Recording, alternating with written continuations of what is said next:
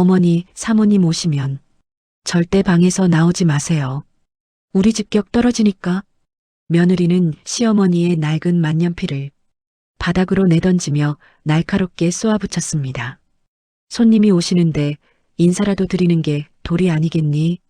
도리는 무슨, 아주머니처럼 보이기 싫으면 제발 쥐 죽은 듯이 계시라고요. 잠시 후 며느리가 그토록 매달리던 정재계의 거물 박 의원 부인이 집을 방문했습니다. 찻잔을 들고 거실로 나선 시어머니를 보자 부인의 눈동자가 경악으로 물듭니다.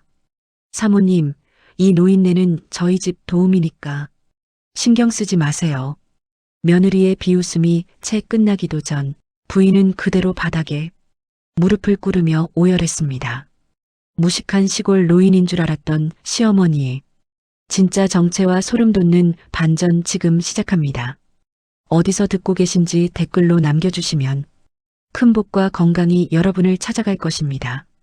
구독과 좋아요를 누르시면 사이다 결말을 끝까지 확인하실 수 있습니다. 고무장갑 속 마디 굵은 손이 저릿해왔습니다.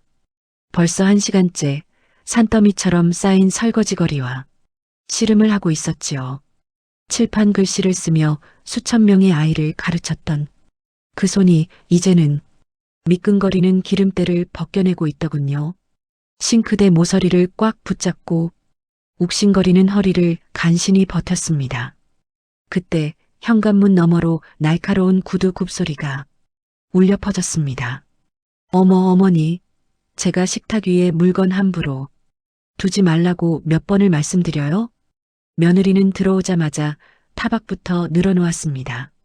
명품 로고가 선명한 가방을 소파 위로 툭 던지더니 제가 식탁 위에 둔 낡은 만년필을 손가락 끝으로 집어 올리더군요. 짙은 화장 냄새와 비싼 향수, 향기가 좁은 거실을 가득 채웠습니다. 이 낡아빠진 골동품 좀 제발 치우시라니까요. 우리 집 인테리어가 얼마짜린데 이런 시골 냄새 나는 물건을 아무데나 던져두세요? 격 떨어지게 정말. 그건 내가 매일 일기를 쓸 때 사용하는 거란다. 내 손때가 묻어 손에 가장 잘 익어서 그래. 어머니, 솔직히 말씀드려서요. 시골에서 농사만 짓다 오셔서 잘 모르시는 모양인데 요즘은 이런 거 안 써요. 배운 것 없는 노인들이나 옛날 물건에 집착하는 거지. 남들 보기 창피하니까 제발 좀 내다버리세요. 네. 며느리의 목소리에는 경멸이 뚝뚝 묻어났습니다.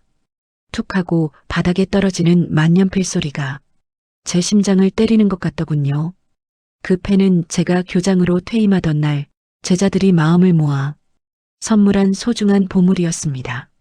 저는 말없이 다가가 바닥에 떨어진 펜을 주워 앞치마 주머니에 깊숙이 넣었습니다. 30년 세월을 내가 어찌 알겠느냐고 속으로만 삼키면서요. 잠시 후 며느리의 친구들이 집으로 들이닥쳤습니다. 화려한 옷차림의 여자들은 거실에 앉아 서로의 가방과 보석을 자랑하며 수다를 떨기 시작했습니다. 저는 주방에서 묵묵히 과일을 깎았습니다. 체리나, 저기 주방에 계신 분은 누구셔? 새로 오신 도우미 아주머니니? 인상이 참 좋으시네. 친구의 질문에 주방 입구에서 발길을 멈췄습니다. 며느리가 어떤 대답을 할지 가슴 한구석이 서늘해지더군요. 며느리는 입술을 비죽이더니 아무렇지도 않게 대답했습니다. 아, 저분? 우리 시골 먼 친척 할머니야. 혼자 계시기 적적하시대서 그냥 우리 집에서 먹여주고 재워주면서 집안일 좀 도와주고 계셔. 말하자면 입주 도우미 같은 거지 뭐. 들고 있던 과일 쟁반이 미세하게 떨렸습니다. 며느리의 입에서 나온 도우미라는 단어가 날카로운 바늘처럼 가슴을 찔러대더군요. 제 아들의 아내가 제 손주를 낳은 며느리가 저를 그런 식으로 소개할 줄은 꿈에도 몰랐습니다. 어머, 정말 요즘 도우미 구하기 하늘의 별 따기라는데 너 좋겠다. 친척이라니까 믿음도 가고 부려먹기도 편하겠어. 비꼬는 듯한 그 말들에 며느리는 어깨를 으쓱하며 거드름을 피웠습니다. 평생을 바친 교직의 자부심이 며느리의 가벼운 거짓말 한마디에 쓰레기통으로 처박히는 기분이었습니다. 하지만 저는 묵묵히 과일을 내어갔습니다. 사람 눈에는 자기 수준만큼만 보이는 법이니까요.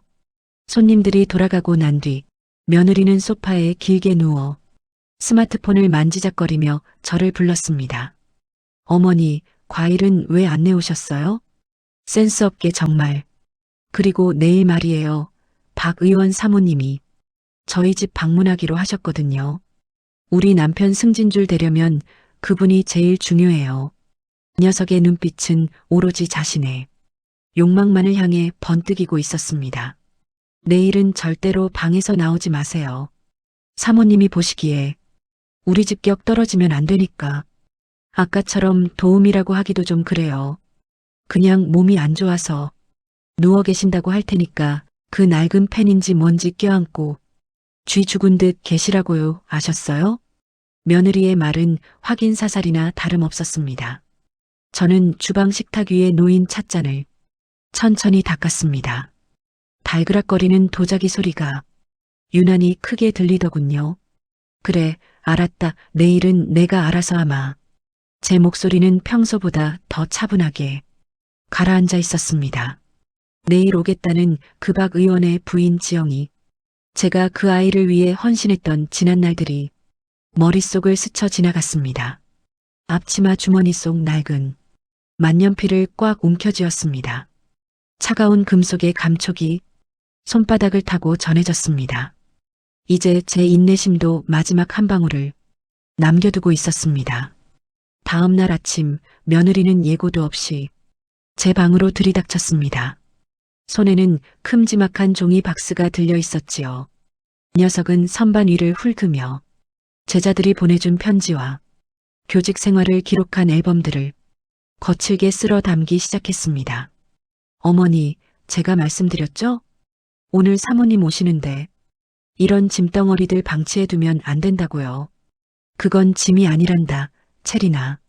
내가 살아온 인생이고 내 아이들의 얼굴이야. 제발 그 손 좀 멈추렴. 저는 떨리는 손으로 박스를 붙잡았지만 며느리는 눈을 부라리며 제 손을 거칠게 뿌리쳤습니다. 며느리의 날카로운 손톱 끝에 긁힌 손등이 화끈거렸습니다. 하지만 그보다 가슴 안쪽이 더 쓰라리더군요. 인생요? 이런 종이 뭉치가 무슨 인생이에요? 남들이 보면 그냥 쓰레기 더미일 뿐이라고요.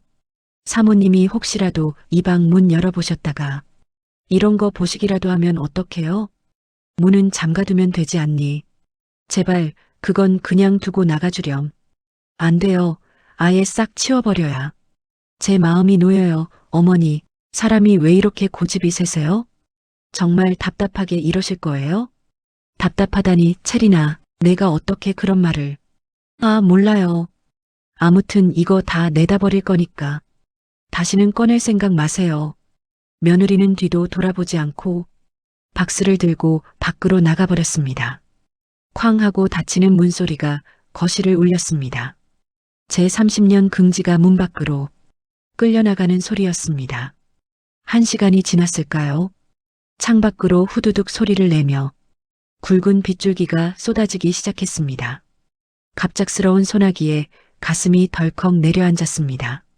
저는 겉옷도 챙기지 못한 채 슬리퍼 차림으로 아파트 쓰레기장으로 달려갔습니다. 쓰레기장은 이미 빗물에 젖어 눅눅한 냄새가 진동했습니다. 쏟아지는 소나기에 머리칼이 이마에 달라붙고 옷이 무거워졌지만 멈출 수가 없더군요. 정신없이 폐지 더미를 파헤쳤습니다. 마침내 커다란 비닐봉투 틈새로 삐져나온 앨범의 모서리가 보였습니다. 찾았다, 다행이야. 정말 다행이야.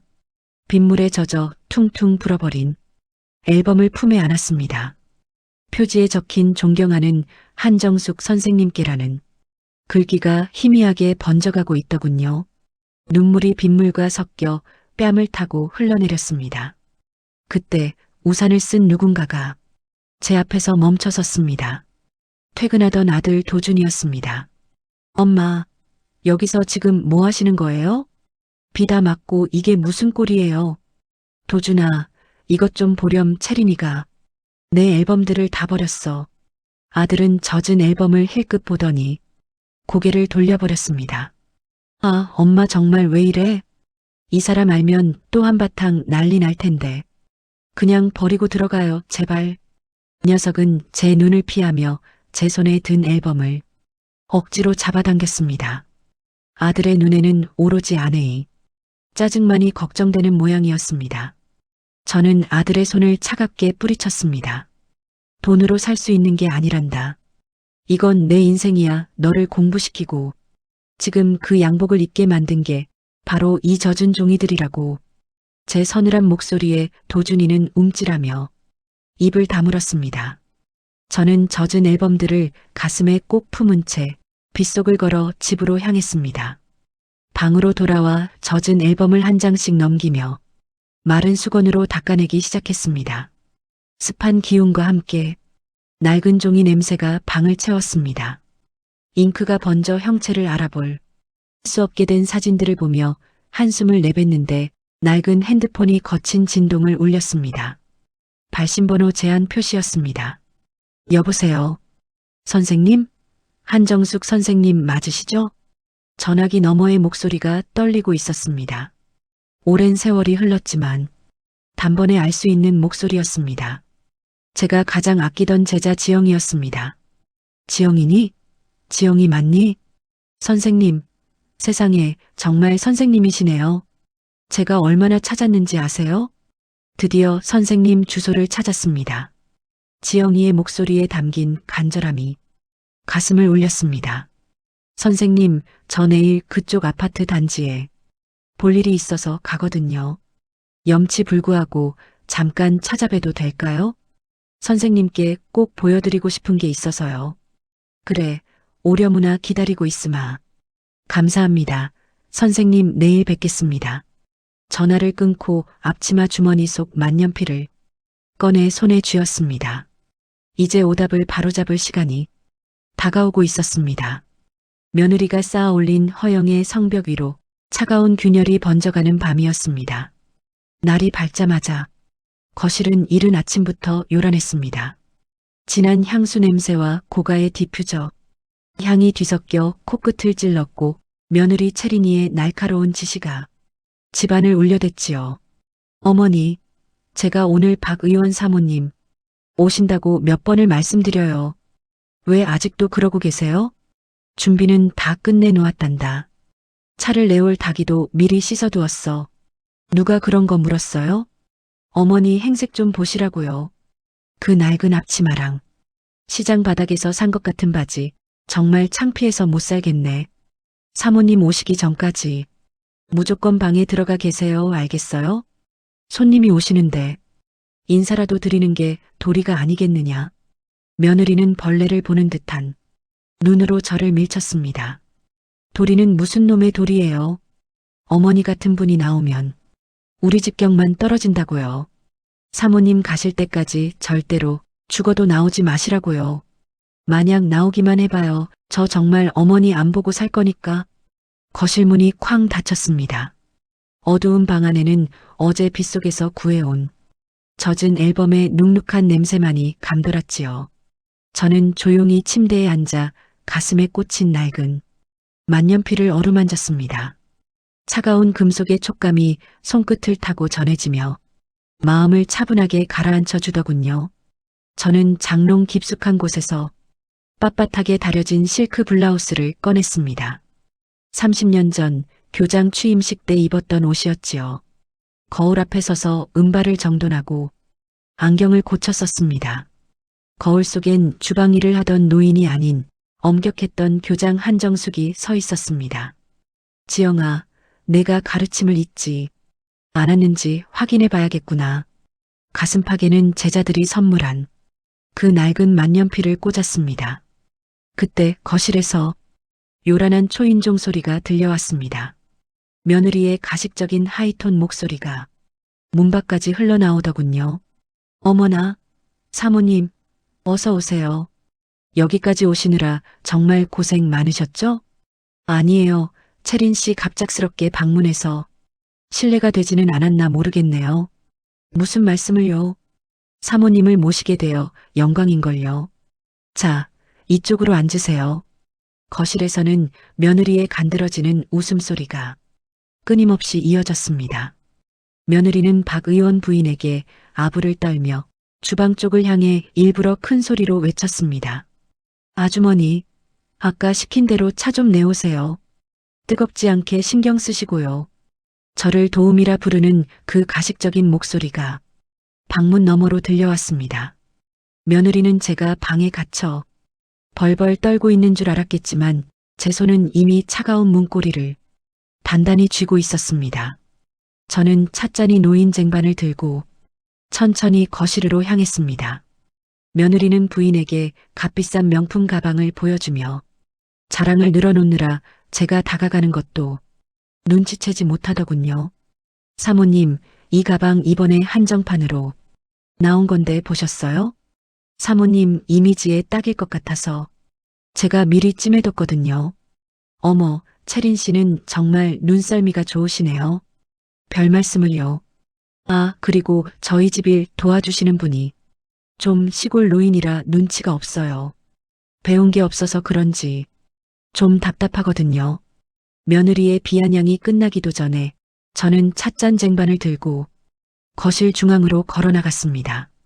구두굽 소리가 거실 바닥에 딱딱하게 울려 퍼졌지요.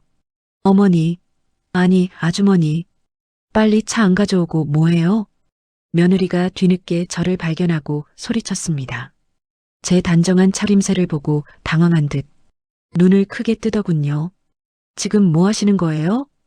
옷은 또 왜 그렇게 입으셨고 빨리 주방으로 안 들어가요? 저는 며느리의 날카로운 목소리를 무시하며 박 의원 부인의 눈을 똑바로 쳐다보았습니다. 지영이의 눈동자가 세차게 흔들리고 있었습니다. 녀석은 입을 반쯤 벌린 채 제 가슴에 꽂힌 낡은 만년필을 멍하니 바라보더군요. 지영아, 오랜만이구나. 차 맛은 여전하니 한 잔 들려무나. 제 목소리가 거실에 낮게 깔렸습니다. 며느리는 당황해서 제 팔을 낚아채려 했습니다. 사모님, 죄송해요. 이 노인이 갑자기 왜 이러는지 모르겠네요. 사모님 성함을 함부로 부르다니요. 어머니, 당장 방으로 안 들어가요? 이거 놓아라, 채리나. 무례한 건 내가 아니라 너로구나. 저는 며느리의 손을 단호하게 뿌리쳤습니다. 그때였습니다. 박 의원 부인의 손에서 명품 가방이 힘없이 떨어졌습니다. 지영이는 혼이 나간 표정으로 비틀거리며 제게 다가왔지요. 서 선생님? 한정숙 선생님 맞으시죠? 세상에 선생님. 지영이의 목소리는 이미 울음기로 가득 차 있었습니다. 며느리는 상황 파악이 안 되는지 멍한 표정으로 우리 둘을 번갈아 보더군요. 사모님, 지금 뭐라고 하셨어요? 선생님이라뇨? 지영이는 며느리의 말 따위는 들리지 않는다는 듯 그대로 제 앞에 무릎을 꿇었습니다. 둔탁한 소리와 함께 바닥에 무릎이 닿았지요. 선생님, 제가 얼마나 찾았는데 여기 계셨던 거예요? 선생님, 지영이에요. 선생님이 장학금 주시고 저 사람 만들어주셨던 그 지영이요. 지영이는 제 거친 손을 부여잡고 오열하기 시작했습니다. 며느리는 마치 망치로 머리를 맞은 듯 입을 벌린 채 그 자리에 굳어버렸습니다. 정적만이 흐르는 거실에서 지영이의 통곡 소리만이 가득 찼습니다.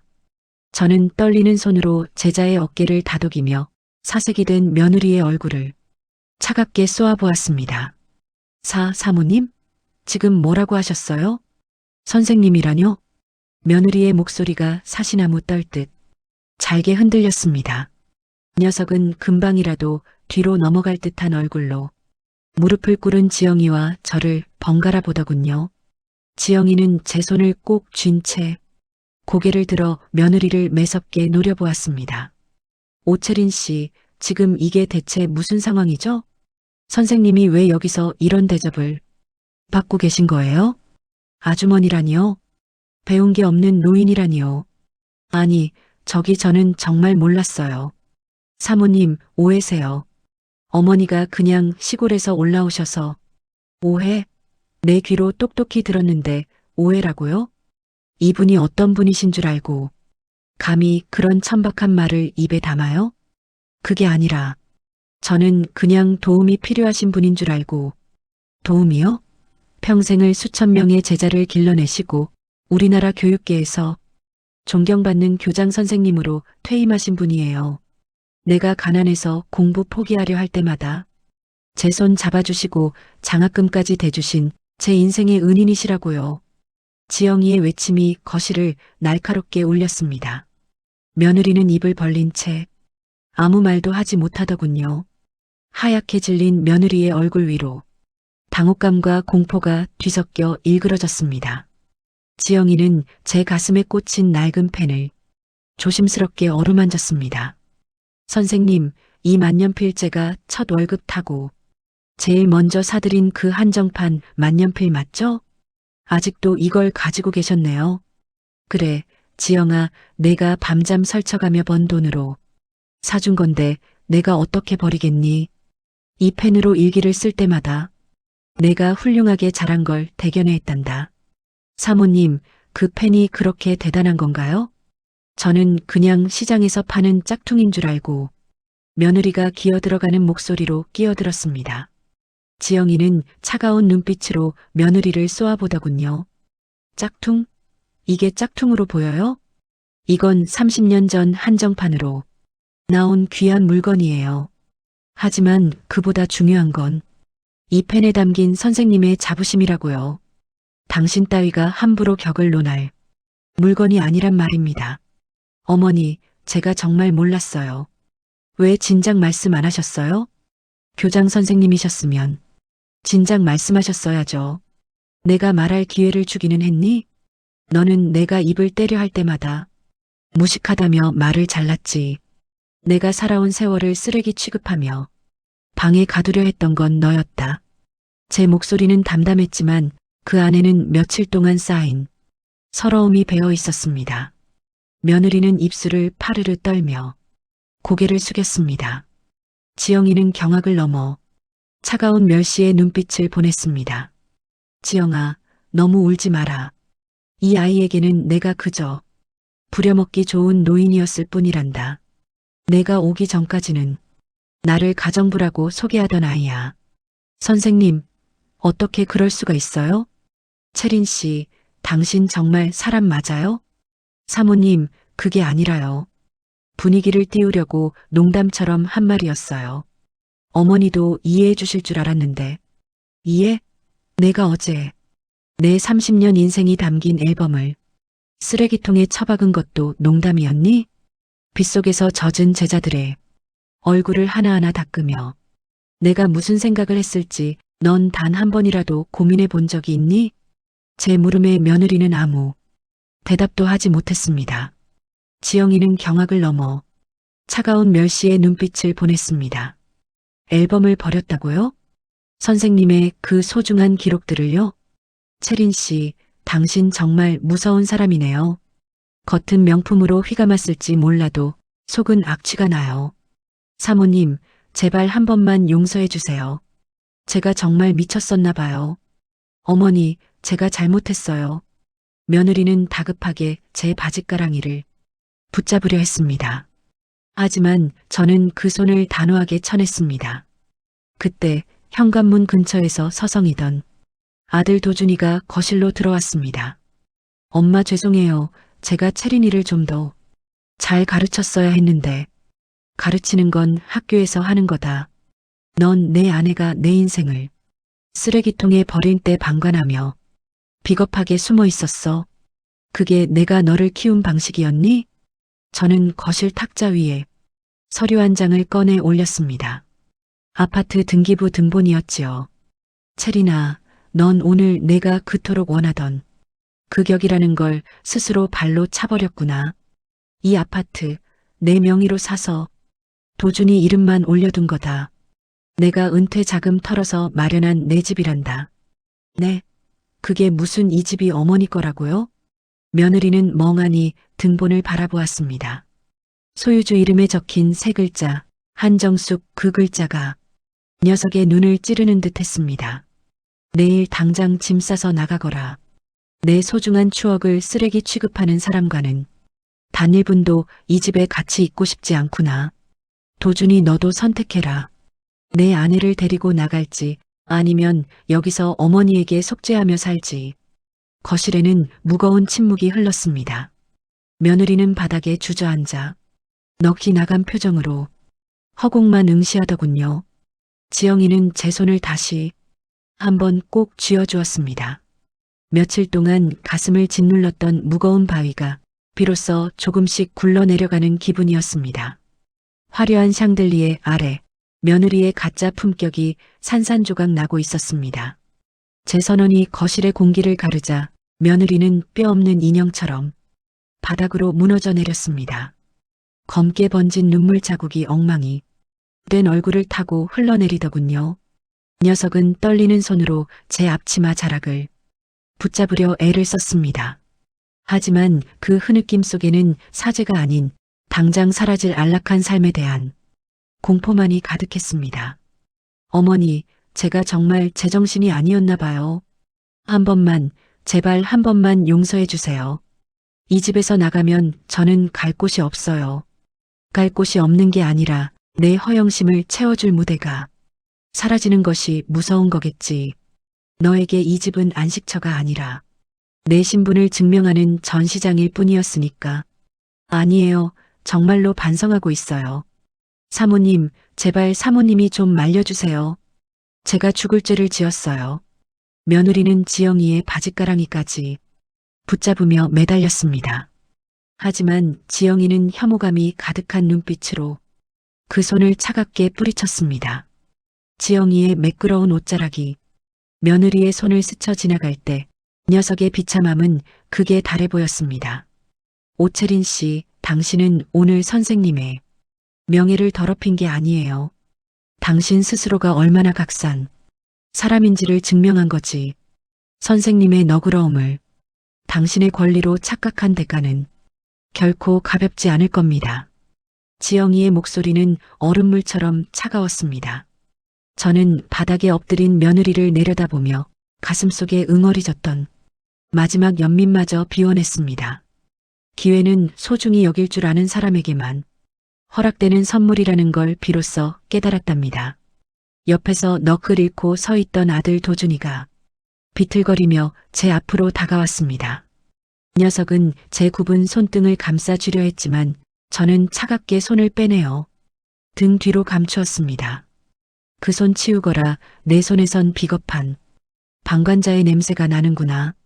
엄마 죄송해요. 제가 채린이를 좀 더 잘 가르쳤어야 했는데.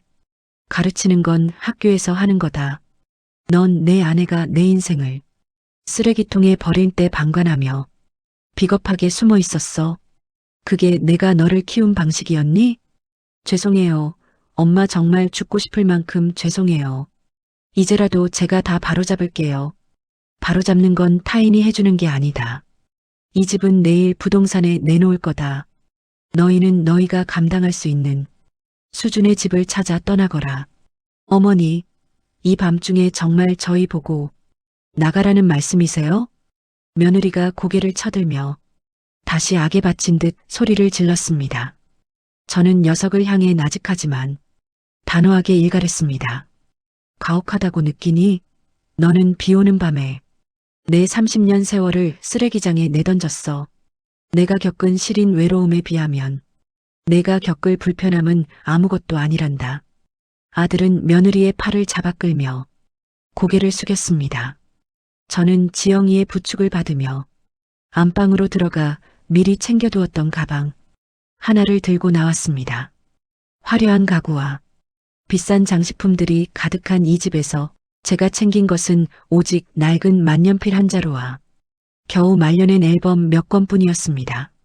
지영이가 준비한 차에 올라타며 저는 뒤를 돌아보지 않았습니다. 차창 밖으로 멀어지는 아파트 단지의 불빛들이 마치 타인의 삶처럼 낯설게 보이더군요.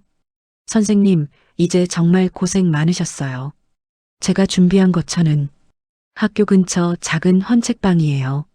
선생님이 예전부터 꿈꾸시던 그 공간 말이에요. 헌책방이라니 지영아, 내가 그걸 기억하고 있었구나. 차 안에는 은은한 차 향기가 감돌았습니다. 그것은 며느리의 독한 향수 냄새보다 훨씬 더 평온한 위로를 건네주었지요. 진짜 명품이란 가방의 로고가 아니라 잊지 않고 찾아와 손을 잡아주는 제자의 진심이라는 것을 새삼 깨닫는 밤이었습니다. 몇 달 뒤 저는 아담한 헌책방 상록수의 주인이 되었습니다. 책방 문을 열 때마다 들리는 맑은 종소리는 제 하루를 여는 가장 아름다운 교향곡이 되었지요. 어느 오후 책방 창가에 앉아 만년필로 글을 쓰고 있는데 익숙한 얼굴이 창밖에서 서성이는 것을 보았습니다. 초라한 옷차림에 생기를 잃은 얼굴, 바로 며느리 채린이었습니다.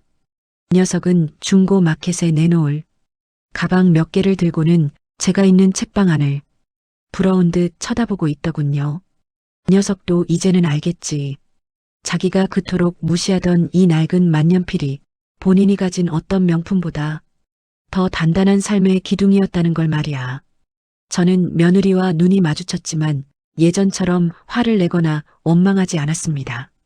그저 인자하게 웃으며 고개를 한번 끄덕여 주었을 뿐입니다. 녀석은 소스라치게 놀라며 급히 자리를 떠나더군요. 사각거리는 펜촉의 소리가 경쾌하게 귓가를 간지럽혔습니다. 지영이가 가져다 준 따뜻한 국화차를 한 모금 머금자 가슴속 깊은 곳까지 맑은 기운이 퍼져나가는 기분이 들었습니다. 이제 제 손마디에 새겨진 주름은 고단한 노동의 흔적이 아니라 수많은 아이를 안아주고 책장을 넘기며 얻은 훈장이 되었습니다. 저는 이제 비로소 제가 입어야 할 가장 화려하고 단단한 옷을 입었습니다. 그것은 바로 자신을 잃지 않는 품격이라는 옷입니다. 창밖으로 하교하는 아이들의 웃음소리가 들려왔습니다. 저는 안경을 고쳐 쓰고 문을 열었습니다. 얘들아, 어서 오렴. 오늘은 어떤 이야기를 읽어볼까? 아이들을 맞이하는 제 목소리에는 이제 그 어떤 슬픔도 남아있지 않았습니다. 인생이라는 긴 여정에서 오답을 지우고 마침내 정답을 찾아낸 제 얼굴에는 노을빛보다 더 아름다운 평화가 가득 차올랐습니다. 사람은 땅을 속이지 않고 세월은 헛되지 않습니다. 저는 이제 남은 생을 제가 사랑하는 제자들과 책들 속에서 가장 향기롭게 꽃 피워나갈 것입니다. 진짜 명품은 가방 속에 있는 게 아니라 당신의 주름진 손마디에 새겨진 인생 그 자체입니다. 누구에게나 남들에게 말하지 못한 자신만의 가치와 자부심이 있기 마련입니다. 겉모습만으로 사람을 판단하는 세상 속에서 오늘 이야기의 주인공처럼 진정한 품격이 무엇인지 다시 한번 생각해 보게 됩니다. 여러분의 삶 속에서도 낡았지만 소중한 여러분만의 만년필은 무엇인가요? 지금 당장 화려하지 않아도 여러분이 걸어온 그 길 자체가 가장 귀한 명품이라는 사실을 잊지 마셨으면 좋겠습니다. 여러분의 사연을 댓글로 남겨주시면 더 따뜻하고 속 시원한 이야기를 만드는데 큰 힘이 됩니다. 오늘도 끝까지 함께 해주셔서 감사합니다. 저는 다음 시간에 더 깊이 있는 사연으로 찾아뵙겠습니다. 안녕히 계십시오.